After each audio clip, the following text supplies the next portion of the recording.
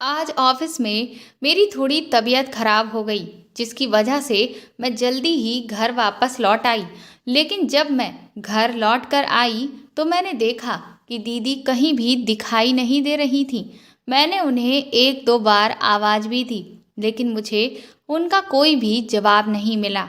इसीलिए मैं पहले थोड़ा परेशान हुई, क्योंकि इस वक्त तो दीदी घर पर ही होती थी। मैंने सोचा कि मैं टेरेस पर जाकर देखती हूँ। हो सकता है वह किसी काम से टेरेस पर बने कमरे में गई हो।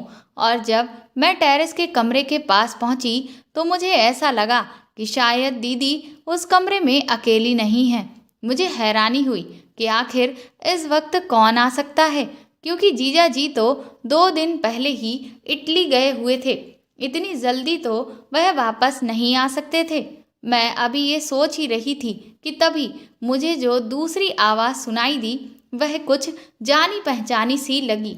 इस वजह से मैंने दरवाजे पर नॉक नहीं किया, बल्कि खिड़की से झांक कर देखा। और खिड़की से मुझे अंदर का जो नज़ारा दिखा, उसे देखकर तो मेरे होश बुरी तरह से उड़ चुके थे। मेरी बहन तो मेरे ही होने वाले पति के साथ उस वक्त वह दोनों जिस अवस्था में थे, उससे मेरी आंखों में खून उतर आया था। मैंने कभी सपने में भी नहीं सोचा था कि मेरी ही बहन मेरा घर उजाड़ने पर तुली होगी, और मेरा होने वाला पति भी मेरी पीठ के पीछे मेरी सगी बहन के साथ ये सब कर रहा होगा। उनकी हालत साफ तौर पर बयान कर रही थी कि वह किस तरह की भावना से भरे हुए थे। मेरा नाम संजना है। मैं 22 साल की एक बहुत ही खूबसूरत लड़की हूँ। मेरी बहन काजल की शादी आज से 7 साल पहले मेरे जीजा जी रजत ठक्कर के साथ हुई थी। उन दोनों की अरेंज मैरिज थी। मैं और मेरी बहन, हम दो ही अपने माँ बाप की संतानें थीं। पापा ने हमेशा से यही चाहा कि उनकी बेटियों की शादी ऐसे घर में हो जहाँ पर रुपए पैसे की कभी कोई कमी ना रहे, और इसके साथ ही उन्हें हमेशा वह इज्जत सम्मान मिले जो उन्हें अपने खुद के घर में भी मिलता आया है। दीदी की शादी एक बहुत अमीर घराने में हुई थी। कुछ सालों के बाद ही दीदी मुंबई में जाकर शिफ्ट हो गई, और इधर एक दिन अचानक पापा ये दुनिया छोड़कर चले गए। मेरी अभी कॉलेज की पढ़ाई चल रही थी और मैं मम्मी के साथ ही रह रही थी। लेकिन जैसे ही मेरी कॉलेज की पढ़ाई कंप्लीट हुई, उसके बाद मैंने जॉब के लिए अप्लाई करना शुरू कर दिया, और तकरीबन 2 महीने के बाद ही मुझे एक बहुत अच्छी जॉब का ऑफ़र आया। लेकिन प्रॉब्लम ये थी कि वह जॉब मुझे मुंबई में ही मिली थी। मैंने माँ से कहा भी कि दीदी भी वहीं पर रह रही है, और अब जॉब की वजह से मुझे भी वहीं जाना पड़ेगा। तो फिर आप यहाँ अकेली रहकर क्या करेंगी? इसीलिए आप भी मेरे साथ ही चलें। लेकिन माँ पापा के बने हुए उस घर को छोड़कर कहीं भी नहीं जाना चाहती थी। वह कहती थी कि तुम्हारे पापा की इस घर से बहुत सारी यादें जुड़ी हुई हैं। वह तो इस दुनिया में नहीं है, लेकिन जब मैं इस घर में रह रही हूँ तो मुझे हर पल यही महसूस होता है कि मैं अभी भी उनके बहुत ज़्यादा करीब हूँ। अगर मैं इस घर को छोड़कर चली जाऊंगी तो मैं तुम्हारे पापा की यादों से दूर हो जाऊंगी। उनकी ऐसी बातों से मैं बहुत ज़्यादा असमंजस में थी। मैं अपनी माँ की भावनाओं की कदर करती थी, लेकिन कभी कभी कुछ फैसले भावनाओं में आकर नहीं लिए जाते। उनके लिए हमें प्रैक्टिकल भी होना पड़ता है। अगर मैं माँ को वहाँ पर अकेले छोड़कर जाती तो मैं हमेशा ही टेंशन में रहती कि ना जाने मेरी माँ कैसी होगी। दीदी ने भी माँ को कई बार समझाया कि जहाँ पर हम रहना शुरू कर देते हैं वहीं पर हमें अच्छा भी लगने लगता है। इसीलिए आप वहाँ पर अकेली ना रहें। लेकिन माँ थी कि वह अपने आगे मानने को तैयार ही नहीं थी। इसी बीच हमें पता चला कि मेरी मौसी के बेटे ने विदेश में ही किसी लड़की से शादी कर ली, और वह वहीं पर शिफ्ट हो गया। और उसने अपना फैसला भी मौसी को साफ साफ सुना दिया कि अब वह यहाँ वापस लौटकर कभी भी नहीं आएगा। जिसकी वजह से मौसी को बहुत ही गहरा सदमा लगा, क्योंकि वह भी मेरी माँ की तरह अब बिल्कुल अकेली हो चुकी थी। मौसा जी भी कुछ साल पहले उन्हें छोड़कर इस दुनिया से जा चुके थे। इस बीच मेरी माँ ने उनके घर जाकर उन्हें अच्छे से समझाया और संभाला। माँ ने मौसी को हिम्मत दी और कहा कि हम सब हर वक्त दुनियादारी में उलझे रहते हैं और जिम्मेदारियों को निभाते रहते हैं, लेकिन कभी खुद पर ध्यान नहीं देते। लेकिन आज देखो, हम चाहे किसी के लिए कितना भी कर लें, जिसे हमें छोड़कर जाना है वह एक ना एक दिन चला ही जाएगा। तो हम भी ऐसे इंसान के पीछे अपने बचे हुए जीवन को क्यों बर्बाद करें, जिसे हमारी बिल्कुल भी कदर नहीं है। क्या तुम्हें नहीं लगता कि अब हमें भी अपने लिए जीना चाहिए? पूरी जिंदगी हम दूसरों के लिए जीते आए तो उससे हमें भला क्या मिला? मैं भी माँ की ये सारी बातें सुन रही थी और मुझे उनकी बात बिल्कुल ठीक लगी। माँ की बातों से मौसी को थोड़ी हिम्मत मिली। वो आंसू पोंछते हुए कहने लगी, तो फिर बताओ दीदी, अब मुझे क्या करना चाहिए? माँ ने कहा, तुझे याद है शादी से पहले हम दोनों बहनें कितनी हंसी खुशी एक दूसरे के साथ रहती थीं। चल, क्यों ना अब आज से फिर से हम वही जिंदगी जिए और एक दूसरे का सहारा बने। माँ के मुंह से ऐसी बात सुनकर मैं खुद भी बहुत ज़्यादा खुश हो गई, क्योंकि मैं समझ गई थी कि माँ क्या चाहती है। लेकिन मौसी अभी भी कुछ समझ नहीं पा रही थी। माँ ने कहा, तुम अपना सारा सामान बांध लो और मेरे साथ मेरे घर में रहकर चलो। अब हम दोनों अपने वह सारे शौक पूरे करेंगे जो हम शादी और बच्चों की जिम्मेदारियों के चक्कर में कभी भी पूरे नहीं कर पाए। मौसी ने कहा, क्या सच में हम जो भी चाहते थे वह अब भी हम कर सकते हैं?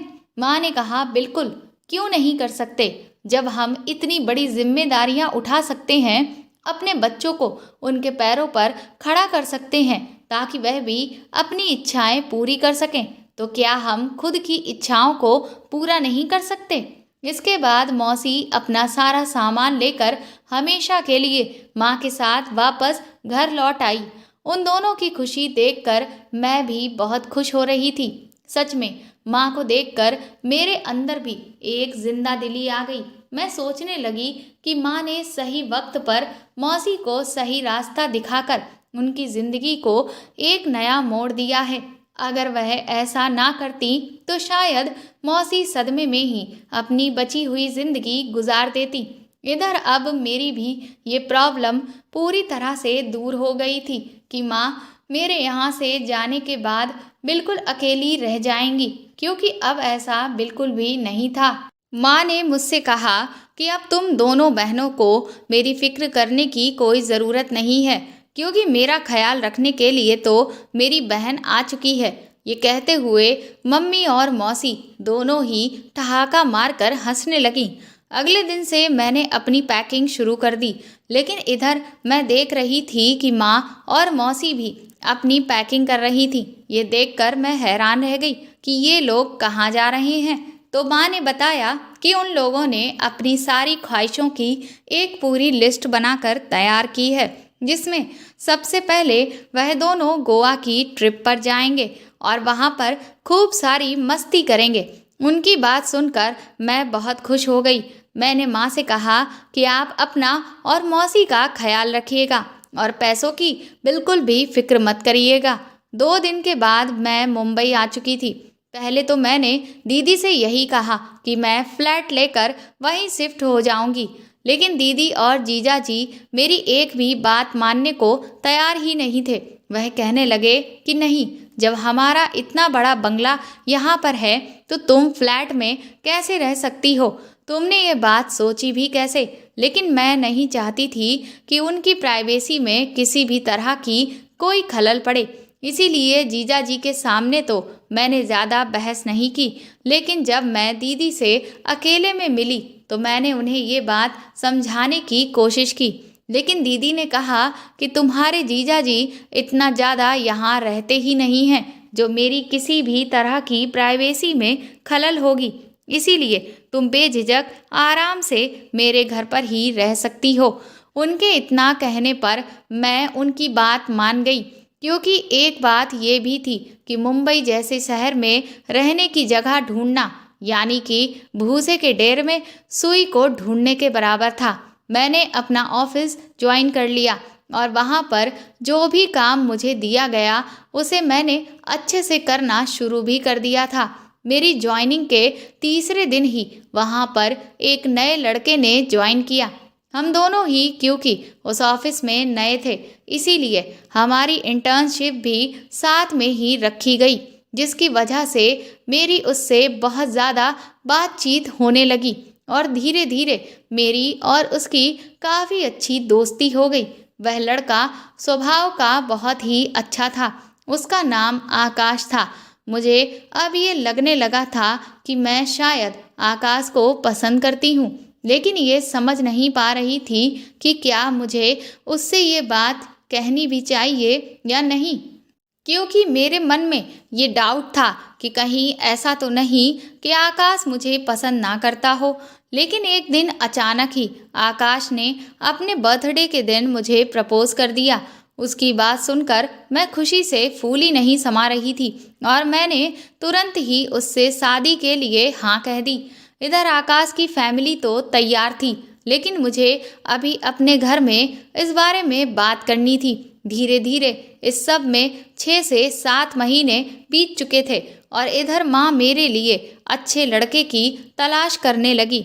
मुझे समझ नहीं आ रहा था कि मैं अपने घर वालों को कैसे बताऊं कि मैं किसी को पसंद करती हूँ। मैंने सोचा कि अगर मैं माँ को डायरेक्ट ये बात बता दूंगी तो ना जाने वह क्या सोचें।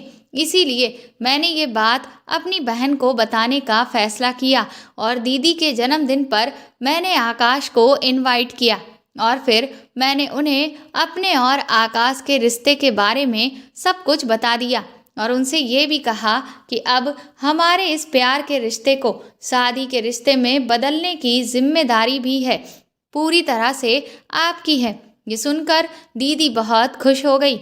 हालांकि पहले मुझे लग रहा था कि पता नहीं दीदी इस रिश्ते के लिए मानेगी भी या नहीं, क्योंकि आकाश की फैमिली एक लोअर मिडिल क्लास फैमिली थी और हम लोग शुरू से ही काफ़ी पैसे वाले थे।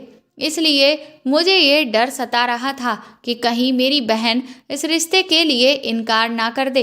लेकिन दीदी ने ऐसा कुछ भी नहीं किया, बल्कि उन्होंने मेरी तारीफ की कि मैंने अपने लिए एक बहुत ही अच्छा और सुलझा हुआ जीवन साथी चुना है।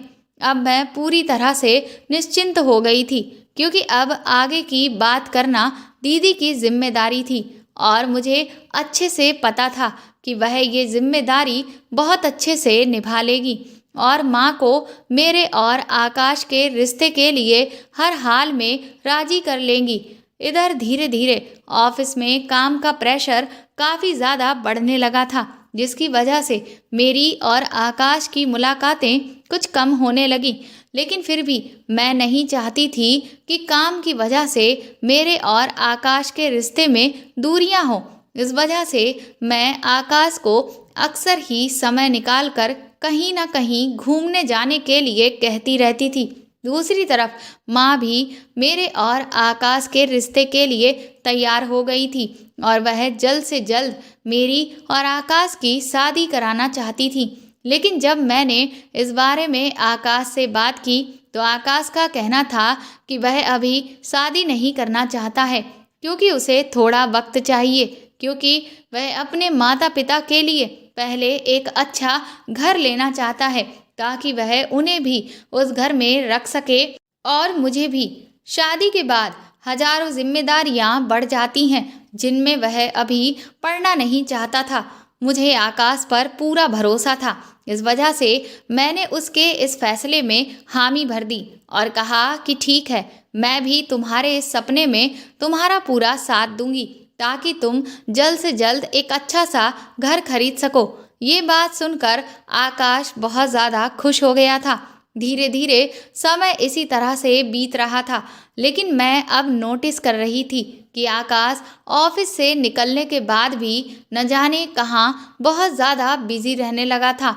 जबकि इतना तो मैं अच्छे से समझ रही थी कि उसे ऑफिस के बाहर कितना काम करना पड़ता है और कितना नहीं करना पड़ता है, लेकिन वह मुझे किसी न किसी तरह के काम का बहाना बनाता रहता था। जिस वजह से मेरे मन में शक पैदा होने लगा कि कहीं कोई ऐसी वैसी बात तो नहीं है। ऑफिस में काम करते हुए भी मेरा दिमाग हर वक्त टेंशन में रहता था, जिसकी वजह से मेरा बीपी ऊपर नीचे होने लगा। और एक दिन जब मेरे सर में बुरी तरह से दर्द होने लगा तो मैं ऑफिस से आधे दिन की छुट्टी लेकर वापस घर आ गई। उस दिन आकाश भी ऑफिस नहीं आया हुआ था, क्योंकि उसे अपनी माँ को अस्पताल में दिखाने के लिए जाना था। लेकिन जब मैं घर लौट कर आई तो मैंने देखा कि दीदी उस वक्त मुझे कहीं भी दिख नहीं रही थी, जिस वजह से मैं टेरेस वाले रूम पर गई। और जब मैं वहां पहुंची तो अंदर का जो नज़ारा देखा, उसे देखकर तो मेरे होश ही उड़ चुके थे। मेरी बहन मेरे ही होने वाले पति के साथ इस तरह से थी कि मैं बर्दाश्त नहीं कर सकी और तुरंत ही रोते हुए नीचे उतर आई। अब तो मेरा सर दर्द से और भी बुरी तरह से फटने लगा। मैं तुरंत ही वहां से निकल गई और एक रेस्टोरेंट में जाकर बैठ गई। अभी भी मेरी आंखों के सामने वही नज़ारा तैर रहा था। मुझे समझ नहीं आ रहा था कि मेरी बहन ने मेरे साथ ऐसा क्यों किया, और आकाश, उस पर तो मैं कितना विश्वास करती थी। अब मुझे समझ आ रहा था कि इतने दिनों से आकाश मुझे क्यों टहला रहा है, क्यों वह मुझसे बहुत ज़्यादा मुलाकातें नहीं कर रहा है, क्योंकि वह हर वक्त अपने आप को इन तरह तरह के कामों में बिजी बताता रहता है, क्योंकि वह तो अपना क्वालिटी टाइम मेरी बहन के साथ बिता रहा था। जीजा जी भी ज़्यादातर विदेश की ट्रिप पर ही रहते हैं। जब भी वापस आते हैं तो मुश्किल से 1 हफ्ते ही रुकते हैं और उसके बाद फिर कई कई महीनों के लिए अपनी बिजनेस ट्रिप्स पर चले जाते हैं, जिसकी वजह से दीदी को भरपूर मौका मिल जाता है। लेकिन मैं अब फैसला कर चुकी थी कि उन दोनों की काली करतूत को मैं उनके सामने लाकर ही रहूंगी। इसीलिए मैं तुरंत ही गुस्से से उठी और उन्हें आईना दिखाने की सोचने लगी।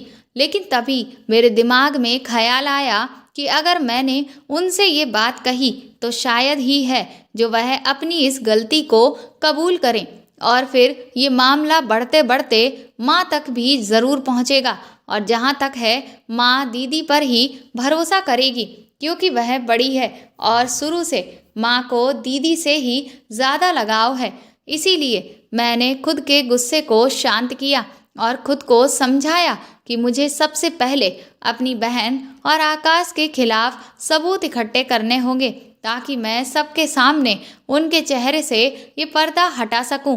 क्योंकि इस सब से ना सिर्फ मेरी ज़िंदगी बर्बाद हुई थी, बल्कि बेचारे जीजा जी, उनके साथ भी धोखा हो रहा था। मैंने अपना गुस्से का घूंट पी लिया और वापस घर लौट आई। लेकिन अब मैं अपनी दीदी पर नज़र रखने लगी थी। इसीलिए मैंने दीदी के कमरे में एक स्पाई कैमरा लगा दिया, ताकि मैं ये तो देख सकूं कि वह क्या कर रही है। अगले दिन जब मैं ऑफिस में बैठी थी तो मैंने उस स्पाई कैमरे में देखा कि दीदी कहीं पर जाने की तैयारी कर रही थी, और जैसे ही दीदी तैयार हुई उसने किसी को उधर फ़ोन मिलाया और इधर घंटी भी तुरंत आकाश के फ़ोन पर बजी। आकाश मेरे सामने की टेबल पर ही बैठा हुआ था। जैसे ही उसका फ़ोन बजा, उसने सबसे पहले नज़र उठाकर मेरी तरफ देखा और न जाने क्यों उसके चेहरे का रंग उड़ चुका था। वह थोड़ा सा सकपकाया और फिर वो अपना फ़ोन कॉल पर लेकर बाहर की तरफ चला गया। मैं समझ गई कि दीदी ने आकाश को ही फ़ोन मिलाया है। अब तो मुझे बहुत ज़्यादा गुस्सा आ रहा था, लेकिन मैं इस वक्त कुछ भी ऐसा नहीं करना चाहती थी जिससे दीदी और आकाश को मुझ पर शक हो जाए कि मैं उन दोनों की करतूत के बारे में जान चुकी हूँ। थोड़ी ही देर के बाद मैंने कैमरे में देखा कि दीदी कमरे से कहीं बाहर चली गई और इधर आकाश ने भी किसी काम का बहाना बनाकर ऑफिस से छुट्टी ले ली और वह मुझे बिना कुछ कहे चुपचाप वहाँ से निकल गया। मैंने भी यही तरीका अपनाया और मैं भी ऑफिस से निकल गई। इसके बाद आकाश का कुछ दूर पीछा करने के बाद मैंने उसे एक होटल के अंदर जाते हुए देखा। मैं अभी बाहर खड़े होकर होटल का नाम पढ़ ही रही थी कि तभी वहां पर मेरी बहन की गाड़ी आकर रुकी। ये तो मैं बहुत अच्छे से अब जानती थी कि दीदी और आकाश दोनों ही यहाँ पर मिलने के लिए आए हैं। मैं तुरंत ही तेजी से होटल के अंदर गई तो वह दोनों मुझे लिफ्ट से ऊपर की तरफ जाते हुए दिखे। मैं भी उनके पीछे ही गई और उसके बाद मैंने उन्हें एक रूम के अंदर जाते हुए देखा। मुझे इस वक्त बहुत ही ज़्यादा झुंझलाहट हो रही थी। ये दोनों मेरी पीठ के पीछे इतना गंदा खेल कैसे खेल सकते हैं? इन्हें बिल्कुल भी शर्म नहीं बची है। लेकिन मैं सब कुछ अपनी आंखों से देखना चाहती थी, पर मुझे समझ नहीं आ रहा था कि मैं ये सब कैसे देखूं। कुछ देर तक सोचने के बाद मेरे दिमाग में तुरंत ही एक विचार आया और फिर मैंने दीदी के बगल वाला कमरा बुक कर लिया और मैं उस कमरे में पहुंचकर बालकनी में गई तो देखा कि सभी कमरों की बालकनियां जुड़ी हुई थीं। यहाँ मेरी किस्मत अच्छी निकली और इसीलिए बस थोड़ी सी मशक्क़त के बाद मैं दीदी के कमरे की बालकनी के अंदर कूद गई। मैं जानती थी कि आगे मैं जो भी देखने वाली हूँ उससे मेरे ऊपर बिजली गिरेगी, लेकिन फिर भी आज मैं सब कुछ अपनी आंखों से ही देख लेना चाहती थी। मैंने बालकनी की खिड़की से जब अंदर कमरे में झांक कर देखा तो पहले तो कुछ देर मुझे वहाँ कोई भी नज़र नहीं आया, लेकिन इसके बाद अंदर वाले कमरे से मैंने दीदी को जिस तरह के कपड़ों में बाहर निकलते हुए देखा उससे मेरी आंखों में आंसू आ गए। मेरी बहन ने मेरे दिल के 1000 टुकड़े करते हुए एक बार भी मेरे बारे में नहीं सोचा था।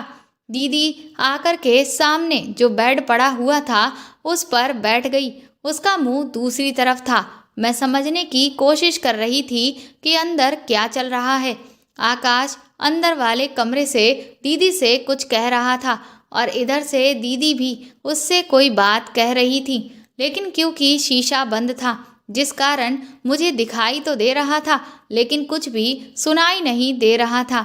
अभी मैं ये सब देख ही रही थी कि तभी अचानक से एक हाथ दीदी की तरफ बढ़ा और उसने कस के दीदी को अंदर की तरफ खींच लिया। ये देखकर मेरी आत्मा रो पड़ी। मैं तुरंत ही वापस अपने कमरे की बालकनी में आ गई और तुरंत ही दंदनाती हुई कमरे से बाहर नीचे लॉबी में आ गई। मैं बुरी तरह से फूट फूट कर रो रही थी कि तभी मेरे ऑफिस की दोस्त काव्या का मेरे पास फ़ोन आया। उसने मुझसे पूछा कि आज मेरी तबीयत को क्या हो गया। मैं उसे बहाना करके बताने लगी कि मेरे सर में बहुत तेज़ दर्द होने लगा था। अभी मैं उससे बात कर ही रही थी कि तभी काव्या ने कहा कि आकाश, तुम्हें सर ने अभी अपने केबिन में बुलाया है। उसकी ये बात सुनकर मैं बुरी तरह से चौंक गई। मैंने काव्या से कहा कि क्या आकाश वहीं ऑफिस में है, तो काव्या ने कहा कि हाँ, वह तो यहीं पर है। दरअसल कोई ज़रूरी बात है जो बॉस को उससे करनी थी और उन्होंने मुझे आकाश को बताने के लिए कहा था। बस मैं उसे वही कह रही थी। उसके बाद मैंने फ़ोन काट दिया, लेकिन अब मैं बुरी तरह से उलझ चुकी थी। अभी कुछ देर पहले तो मैंने आकाश को दीदी के साथ उस कमरे में अंदर जाते हुए देखा था, तो फिर आकाश अब ऑफिस में अचानक कैसे पहुंच सकता है? ये सब क्या हो रहा था? मुझे तो कुछ भी समझ नहीं आ रहा था। मेरा सर चकराने लगा।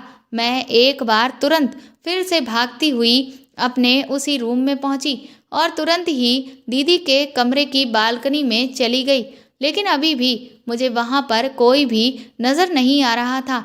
मैंने सोचा कि मैं कुछ देर इंतज़ार करती हूँ और थोड़ी देर के इंतज़ार के बाद मैंने जो कुछ देखा उससे तो मेरे होश ही उड़ गए। दीदी अंदर वाले कमरे से बाहर निकली और उनके साथ आकाश नहीं बल्कि ना जाने कौन आदमी था जिसने उस वक्त तन पर कुछ भी नहीं डाला हुआ था। दीदी जल्दी जल्दी अपना सारा सामान समेट रही थी और उसके बाद वह बहुत जल्दबाजी में कमरे से बाहर निकल गई और वह आदमी बहुत ज़्यादा खुश हो रहा था, बिल्कुल इस तरह से जैसे उसने कोई बहुत बड़ी जीत हासिल की हो। इधर मैं भी अपने कमरे से बाहर निकली और दीदी का पीछा करने लगी, दीदी होटल से निकलकर सीधे अपने घर पहुंच चुकी थी। मेरे तो कुछ भी समझ में नहीं आ रहा था कि आखिर ये सब हो क्या रहा है। इसका मतलब दीदी ना सिर्फ जीजा जी को धोखा दे रही है, वह आकाश को भी धोखा दे रही है। आखिर मेरी बहन को क्या हो गया है? हमारे माँ बाप ने हमें ऐसी परवरिश तो नहीं दी थी कि हम इस तरह के काम करते। क्या मेरी बहन को बड़े शहर की हवा लग गई है, या फिर उसे एक साथ कई कई मर्दों के साथ? ये सोचते हुए मुझे अंदर ही अंदर अपनी बहन से घिन आने लगी। अगले दिन मैंने ऑफिस से छुट्टी ले ली और मैं घर पर ही थी। लेकिन इस बात से दीदी बहुत हैरान हो गई। वह कहने लगी कि तुमने छुट्टी क्यों ली? मैंने कहा मेरी मर्जी है। मैं रोज रोज ऑफिस जाकर बहुत स्ट्रेस फील कर रही थी और आज मैं घर पर रहकर चिल आउट करना चाहती हूँ। क्यों, इससे आपको कोई दिक्कत है? दीदी ने तुरंत ही खुद को संभालते हुए और जबरदस्ती की मुस्कुराहट अपने चेहरे पर लाते हुए कहा कि नहीं, मुझे तो कोई दिक्कत नहीं है।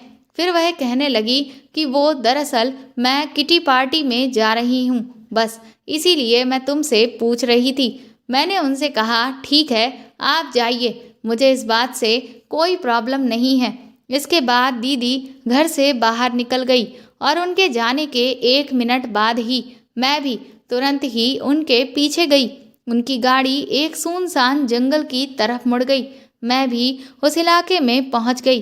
पहले तो मैं काफ़ी देर तक बाहर खड़े होकर इंतज़ार करती रही कि शायद दीदी अभी गाड़ी से बाहर आएगी, लेकिन जब वह बहुत देर गाड़ी से बाहर नहीं निकली तो मैं गाड़ी के पास पहुंच गई और मैंने जब गाड़ी में देखा तो आज फिर से दीदी आकाश के साथ ही गाड़ी में बैठी हुई थी। आज तो मैंने सोच लिया था कि दीदी के चेहरे से मैं ये नकाब हटाकर ही रहूंगी। आकाश को भी तो पता चले कि उसने मेरे साथ धोखा करके कितनी बड़ी गलती की है। मैं तुरंत ही उनकी गाड़ी के सामने जाकर खड़ी हो गई और जैसे ही दोनों की नज़र मुझ पर पड़ी, उनके तो होश ही उड़ चुके थे। दीदी को तो कुछ समझ में नहीं आ रहा था कि वह मुझसे क्या कहे। मैं तुरंत ही दीदी की तरफ आगे बढ़ी। मुझे गुस्सा तो इतनी तेज आ रहा था कि मैं खींचकर उनके गाल पर एक तमाचा लगा दूं, लेकिन क्योंकि वह मेरी बड़ी बहन थी इसीलिए मैं ऐसा नहीं कर पाई। लेकिन आकाश को मैंने एक जोर का धक्का दिया। मैंने कहा कि तुम बहुत बड़े धोखेबाज हो। तुम मेरी पीठ के पीछे मेरी ही बहन के साथ लगे हुए थे और अब तक मुझे बेवकूफ़ बनाते आ रहे थे। इस पर दीदी कहने लगी, संजना, तुम्हारा दिमाग खराब हो गया है, तुम हमें गलत समझ रही हो। मैंने कहा कि मैं आपको गलत समझ रही हूँ या आप लोग मुझे इतने समय से बेवकूफ़ बनाने की कोशिश कर रहे हैं? आपको क्या लगता है कि क्या मुझे आपके इस चक्कर के बारे में नहीं पता? इसके बाद मैंने अब तक उन दोनों को जब भी साथ देखा या जो भी चीज़ें देखी थी वह सारी की सारी उन्हें बता दी। मेरी पूरी बात सुनने के बाद दीदी फूट फूट कर रोने लगी। वो बोली कि मैं जिस प्रॉब्लम से जूझ रही हूँ बस उसी वजह से मैं उस दिन आकाश को गले से लगाए हुए थी। मैंने कहा कि अपने ये घड़ियाली आंसू मेरे सामने बहाना बंद कर दीजिए, क्योंकि अब मैं आपकी किसी भी बात में नहीं आने वाली हूँ। आकाश मुझसे कहने लगा, संजना, पहले अपनी बहन की पूरी बात तो सुन लो, उसके बाद फैसला करना कि कौन सही है या कौन गलत है। मैंने कहा, तो मैंने अब तक अपनी आंखों से जो भी देखा क्या वह झूठ था? क्या तुम ये कहना चाहते हो कि मैं एक बेवकूफ़ हूँ जो आंखों देखी बात को गलत समझ बैठी? आकाश कहने लगा कि हाँ, तुम सच में एक बहुत बड़ी बेवकूफ़ हो जिसके दिमाग में शक का कीड़ा बैठ गया है और उसकी ही वजह से ही तुमने वह देखा जो था ही नहीं। मैंने आकाश से कहा कि मैं तुमसे आज बल्कि अभी अपना ये रिश्ता ख़त्म करती हूँ और आज के बाद तुम मुझे अपनी कभी शक्ल भी मत दिखाना। ये सुनते ही दीदी मेरे आगे हाथ जोड़ने लगी। वह कहने लगी कि मेरी वजह से तुम दोनों अपना रिश्ता ख़त्म मत करो। मैंने कहा कि आपको तो खुश होना चाहिए, क्योंकि अब मैं जो आप दोनों के रास्ते से हट चुकी हूँ। अब तो आप दोनों खुलकर अपनी इच्छा को पूरी कर सकते हैं। इतना सुनते ही दीदी ने मेरे गाल पर खींचकर तमाचा मारा। वह कहने लगी कि तुम जानती भी हो कि तुम क्या कह रही हो। तुम नहीं समझ रही कि तुम्हारी बहन पर इस वक्त क्या बीत रही है, और जिस लड़के पर तुम इतना घटिया इल्जाम लगा रही हो वह लड़का तुम्हारी बहन की कितनी मदद कर रहा है।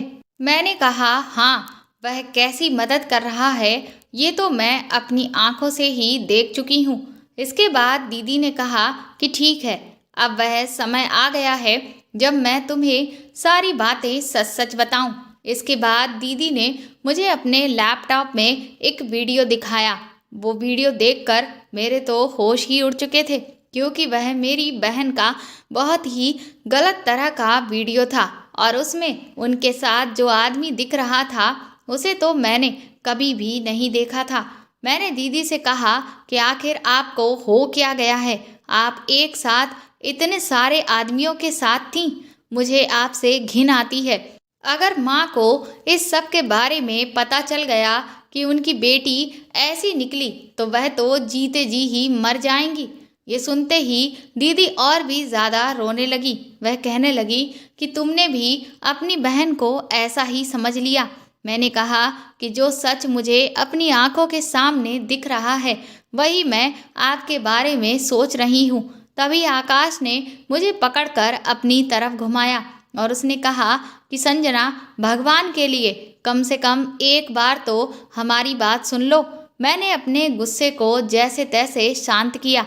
मैंने कहा कि ठीक है, बताओ आखिर तुम लोग मुझे क्या बताना चाहते हो। उसके बाद दीदी ने मुझसे कहा कि तुम्हारे जीजा जी से शादी के बाद मैं जिस तरह की ज़िंदगी जीना चाहती थी वह मुझे कभी भी जीने को नहीं मिली। तुम्हारे जीजा जी अपने बिजनेस को लेकर इतना ज़्यादा बिजी रहते थे कि उनके पास मेरे लिए समय ही नहीं था। कई कई महीनों तक वह मुझे अकेला छोड़कर विदेश में घूमते रहते थे, और इधर मैं अकेले ही उनके लिए तरसती रहती थी। इसी बीच न जाने कब मेरी और उनके बीच दूरियां बढ़ती चली गईं, क्योंकि वह जब भी लौट कर आते तब भी सिर्फ और सिर्फ अपने काम में ही लगे रहते। मेरे लिए तो उनके पास वक्त ही नहीं होता था, और जब भी मैं उनसे इस बात की शिकायत करती तो बस मुझे यही कहते कि तुम्हें आखिर कमी किस चीज़ की है। इतना सारा रुपया पैसा है, आराम से पार्टियां करो, घूमो फिरो, शॉपिंग करो, और तुम्हें क्या चाहिए? क्या एक इंसान की सिर्फ यही ज़रूरतें होती हैं, उसके अलावा और कुछ भी नहीं? धीरे धीरे मैं डिप्रेशन में जाने लगी, जिसकी वजह से मैंने फैसला किया कि मैं कहीं ऐसा तो नहीं कि अपनी खुद की ज़िंदगी बर्बाद कर रही हूँ। इसीलिए खुद को बिजी रखने के लिए मैंने पार्टीज़ में जाना शुरू कर दिया और जिम भी ज्वाइन कर लिया। जिम जाने के दौरान मेरी मुलाकात रोहन से हुई और धीरे धीरे हमारी काफ़ी बातचीत होने लगी। मुझे पता ही नहीं चला कि कब मैं उसके प्यार में पड़ गई, और फिर एक दिन हमने अपनी हदें पार कर दी। मैंने रोहन से कहा कि अब जबकि हमारे बीच पति पत्नी का रिश्ता भी बन चुका है तो हमें ऑफिशियल तौर पर पति पत्नी बन भी जाना चाहिए। लेकिन मेरी इस बात पर रोहन ने पहले तो कुछ खास जवाब नहीं दिया। उसने कहा कि वह अभी फाइनेंशियली उतना स्टेबल नहीं है। मैंने उससे कहा कि मैं उसकी तुम बिल्कुल भी फिक्र मत करो, मैं तुम्हारी इस सब में बहुत मदद कर दूंगी। इसीलिए मैं उसके बिजनेस को सेटअप करने के लिए उसे पैसे देने लगी। लेकिन एक दिन मैंने उसे एक दूसरी लड़की के साथ पकड़ लिया, और जब मैंने इस बात का जवाब उससे मांगा तो उसने कहा कि वह सिर्फ मेरा इस्तेमाल कर रहा था क्योंकि मैं एक पैसे वाली लड़की हूँ। ये सुनकर तो मुझे बहुत गहरा धक्का लगा। उस दिन मैंने फैसला कर लिया कि मैं आज के बाद रोहन से कभी भी नहीं मिलूंगी। लेकिन मुझे क्या पता था कि ये तो तूफान से आने के पहले का आगाज था। इसके बाद अगले दिन मेरे एड्रेस पर किसी ने एक चिप पोस्ट की, और जब मैंने चिप को अपने फ़ोन में डाल कर देखा तो मेरे होश उड़ चुके थे, क्योंकि उसमें मेरा और रोहन का वीडियो था। उसे देखकर मेरी तो दुनिया ही हिल गई। अगले दिन ही जाकर के मैंने उस चिप के बारे में रोहन को बताया, जिससे रोहन भी बुरी तरह से घबरा गया। उसके बाद मेरे पास धमकी भरे कॉल्स आने लगे कि अगर मैंने सामने वाले शख्स की मुंह मांगी रकम नहीं दी तो वह इस चिप को मेरे हस्बैंड के पास भेज देगा। उसकी ये बात सुनकर मैं बहुत ही बुरी तरह से डर गई। मैंने रोहन से कहा कि ये सब तुम्हारी चाल है। मैं जानती हूँ कि तुमने पैसों की खातिर मेरे साथ ये सब कुछ किया, लेकिन रोहन अपनी इस बात से पूरी तरह से मुकर गया। वह कहने लगा कि मैं मानता हूँ कि मैं अमीर लड़कियों को अपने प्यार में फंसाता हूँ ताकि उनसे पैसे ऐंठ सकूँ, लेकिन ये सब कुछ मैंने नहीं किया है। पर मुझे अब उस पर रत्ती भर भी विश्वास नहीं था। मैं बुरी तरह से फंस चुकी थी। 2-3 दिन के बाद ही मुझे पता चला कि रोहन तो इस शहर को छोड़कर ही जा चुका था और अब मैं इस जाल में अकेले फंस गई थी। इसके बाद उस कॉल करने वाले शख्स ने मुझसे कई बार बहुत बड़ी बड़ी रकम की डिमांड की, जो मैं उसकी पूरी करते चली गई। लेकिन फिर एक दिन उसने अपनी जो मांग मेरे सामने रखी, उससे तो मेरे पैरों तले की ज़मीन ही निकल गई। उसने मुझसे कहा कि अब तक मैं जो रोहन के साथ करती आई वही मुझे उसके साथ करना होगा। मैंने उसके आगे बहुत हाथ पैर जोड़े, लेकिन वह मेरी कोई भी बात सुनने को तैयार ही नहीं हुआ और फिर मजबूरन मुझे उसकी इच्छा पूरी करनी पड़ी। इसी सब के बीच एक दिन जब मैं उस आदमी को पैसे देने के लिए एक होटल में गई थी तो वहाँ मुझे आकाश ने देख लिया और जब आकाश ने मुझसे इस सब के बारे में पूछा तो मैं ना चाहते हुए भी आकाश के सामने फूट फूट कर रोने लगी, क्योंकि ये दर्द न जाने कितने महीनों से मेरे सीने में दफन था। और फिर मुझे आकाश को सब कुछ बताना पड़ा। आकाश ने कहा कि वह इस सब में मेरी मदद करेगा ताकि वह मेरा उस ब्लैकमेलर से पीछा छुड़ा सके, और इसीलिए मुझे आकाश से छुपकर मिलना पड़ रहा था, क्योंकि मैं नहीं चाहती थी कि अब आकाश के अलावा और किसी को भी इस बात का पता चले। दीदी ने कहा कि उस दिन तुमने मुझे होटल में जिस आदमी के साथ में देखा था, दरअसल असल में वही ब्लैकमेलर है। आकाश ने बहुत सारे अब तक हथकंडे अपनाए हैं ताकि वह मुझे उससे बचा सके, लेकिन वह आदमी इतना ज़्यादा चालाक है कि उससे ओरिजिनल चिप को निकलवा पाना बहुत ही ज़्यादा मुश्किल हो रहा है और मैं इधर मजबूर हूँ कि उसकी मुझे हर तरह की मांग को पूरा करना पड़ रहा है और अब मुझे समझ में नहीं आ रहा कि मैं क्या करूँ। अब तो मुझे ऐसा लगता है कि शायद मुझे अपनी ज़िंदगी को ख़त्म करना पड़ेगा, क्योंकि अगर मैं ज़िंदा रही तो या तो उसके इशारों पर नाचती रहूँगी और नहीं तो वह मेरा तुम्हारे जीजा जी से रिश्ता ख़त्म करवा देगा। इतना कहकर दीदी बुरी तरह से रोने लगी। दीदी की पूरी सच्चाई सुनकर मेरी भी आंखों में आंसू आ गए। मैंने उन्हें गले से लगाया और उनसे और आकाश से माफ़ी मांगी कि मैंने उन दोनों को लेकर इतना ज़्यादा गलत सोचा। मैंने उनसे कहा कि आप पुलिस में रिपोर्ट दर्ज क्यों नहीं करवाती, तो दीदी कहने लगी कि अगर मैंने ऐसा किया फिर तो ना चाहते हुए भी सब कुछ तुम्हारे जीजा जी को पता चल जाएगा और चाहे कुछ भी हो जाए, लेकिन मैं इस सब के बारे में तुम्हारे जीजा जी के कान में भनक भी नहीं पड़ने देना चाहती, वरना मैं जीते जी मर जाऊंगी। दीदी मेरे आगे हाथ जोड़कर गिड़गिड़ाने लगी कि संजना कुछ भी करो लेकिन मेरी गृहस्थी को बचा लो। मेरी एक छोटी सी गलती ने मेरे पूरे घर पर मुसीबत लाकर खड़ी कर दी है। मैंने उनसे कहा कि आप पहले घर चलिए, हमें इस बारे में इत्मीनान से सोचना होगा। वह आदमी हद से ज़्यादा चालाक है और इसीलिए उसके साथ भी हमें चालाकी से ही काम लेना पड़ेगा। इसके बाद हमने एक योजना बनाई जिसके तहत सबसे पहले मैंने एक डिटेक्टिव को हायर किया, जिसको मैंने उस ब्लैकमेलर के पीछे लगा दिया ताकि वह उसके बारे में हर छोटी बड़ी जानकारी हमें बता सके। और एक हफ्ते के बाद जो भी जानकारी हमें हासिल हुई उससे ये पता चला कि वह आदमी और लोगों के निजी पलों को कैद करके उन्हें इसी तरह से फंसाने की कोशिश करता है, जिसके लिए वह कई बार खुद भी एक से एक अमीर लड़कियों को फंसाता है और उन पर नज़र रखता है कि वह कहाँ किसके साथ जा रही हैं। और अगर कोई लड़की उसके खुद के झांसे में आ जाती है तब तो उसके लिए ये काम और भी ज़्यादा आसान हो जाता है।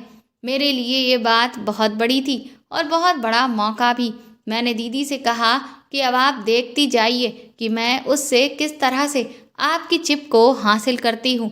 अगले दिन ही मैं शाम को जीजा जी की सबसे महंगी गाड़ी को लेकर और बहुत ही खूबसूरत कपड़े पहनकर उस क्लब में पहुंच गई जहां वह ब्लैकमेलर अक्सर ही जाया करता था। जैसे ही उसकी नज़र मेरे ऊपर पड़ी वह तुरंत ही मेरे पास आकर बैठ गया, लेकिन मैंने उसे पूरी तरह से इग्नोर कर दिया।